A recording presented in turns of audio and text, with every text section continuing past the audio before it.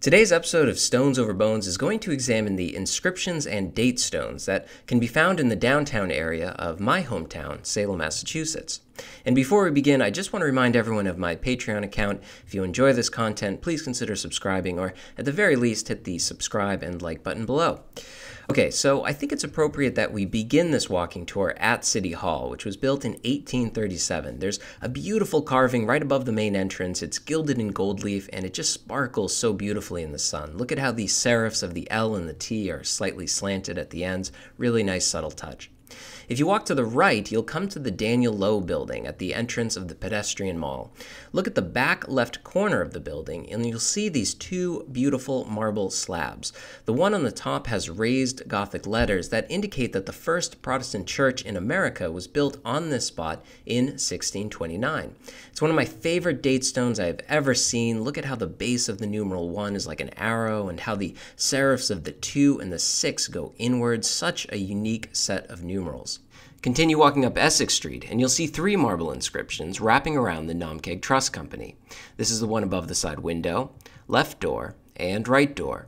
Note the bent crossbar of the A.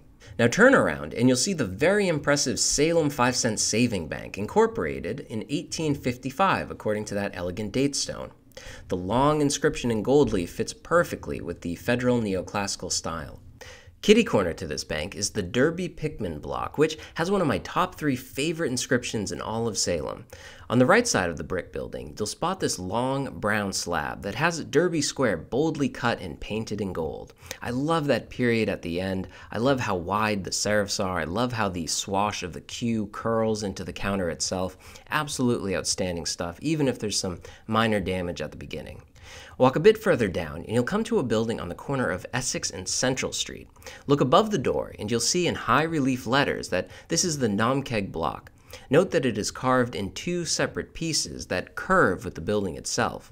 Also note the beveled lip around the whole edge. To the right of the Namestones block is the Newcomb building, with 1886 date stone above and name below. I particularly like that chin of the G. Next, we have the Downing block, which was erected in 1858. Note how blocky and square these numerals are in comparison to the curved letters of the Namestones block. The edges are clipped around and is about 5 separate borders deep, which matches nicely with the pronounced window trim. The East India Marine Hall has a bold inscription that stretches along the entire facade. It's painted in black, which really pops forward from that light gray granite. If you look closely, you can see how shallow the cutting is. Below, you have these 2 smaller inscriptions, as well as one that fits snugly above the doorway to the left. Kitty corner to the museum is a park that used to be the site of the Salem Armory. Before the PEM tore down in May of 2000, this is what it looked like. Above the doorway was this striking checkered pattern that said 2nd Corps Cadets in condensed relief letter forms with some decorative rosettes spread throughout. The plaque located at the very back of the building can still be seen today. Up the street, we have the John Tucker Daland House, erected in 1852. When the Essex Institute acquired the structure in 1885, that inscription was most likely added above the door. Recently, it got a bit of restoration work. Close by is St. Peter's Church, which has this rectangular marble inscription above the front door. Note how the date is in Roman numerals. If the church happens to be open, you should definitely go inside because there are these 2 enormous memorial plaques hanging inside.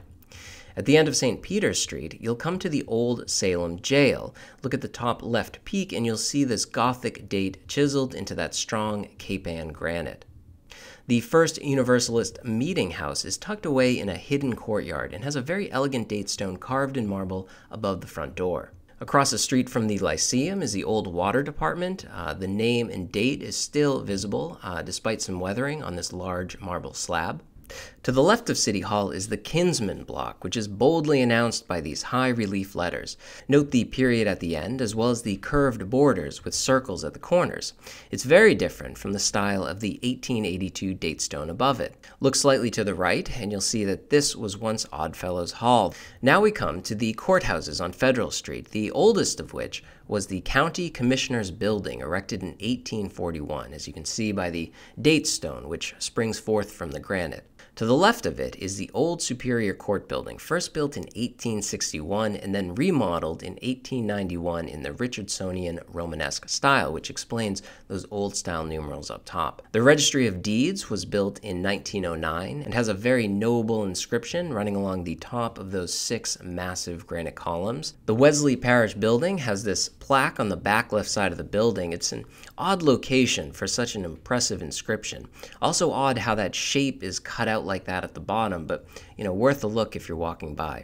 This Federal Greek Revival building was originally built as a theater in 1828, but when it failed to attract enough community support, was converted to this church in 1832, indicated by that carved wooden date stone with sloppy paint job. Further down Essex Street is the Colonial Revival Merchants National Bank with this limestone inscription above the doorway. Note the recessed trim and how that bottom shape is cut out very similar to the Wesley Parish inscription, making me wonder if it originally had a doorway pediment underneath it. Above are some widely spaced Roman numerals and this circular plaque with ship sailing into the sun surrounded by laurel leaves. The Salem Savings Bank, located on Washington Street, also has ship reliefs to the left and right of this marble inscription. Spectacular letter forms. I especially like how long the tail of that K is. I love how the 1818 inscription is all in gold leaf. Across the street is the Peabody Building, built in 1890. Thin, elegant letter forms. Note how the V is used instead of the U. It's carved in marble and has a simple geometric design around the border. The power block to its left has a date stone of 1895. Note how it's slightly arched at the bottom and angles inwards at the top. Below is the name of the 2 Power brothers who built the building and were also from Salem. At the corner of Washington and Front Street, we find these 2 street inscriptions that were added to this building when it underwent renovations during Salem's urban renewal period. It was a nice idea, but would have been so much better had they matched the bold letter forms of the one in Derby Square. It's also a shame that this wasn't carved by hand. One glance at this and you'll see that it was clearly sandblasted, which leaves a very lifeless, machine feeling to the letters. Walk along Front Street and you come to this small brick building which has 2 enormous stone slabs above the door. I had a feeling that something was originally there, and sure enough, when I looked at old photographs, I discovered that it was Salem's original police station. Unfortunately, those bold, blocky letters were shaved flush at some point in time. At the end of the street, you'll come to the Immaculate Conception. There wasn't much here except for a small plaque to the right-hand side that has some Roman numerals carved into wood.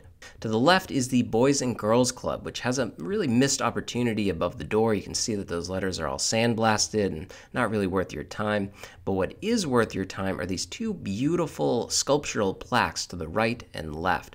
Look at those really deep relief carvings, really spectacular stuff. The last one is not in the downtown. You have to walk all the way down Federal Street to St. James Church, where you'll find this date stone carved in granite.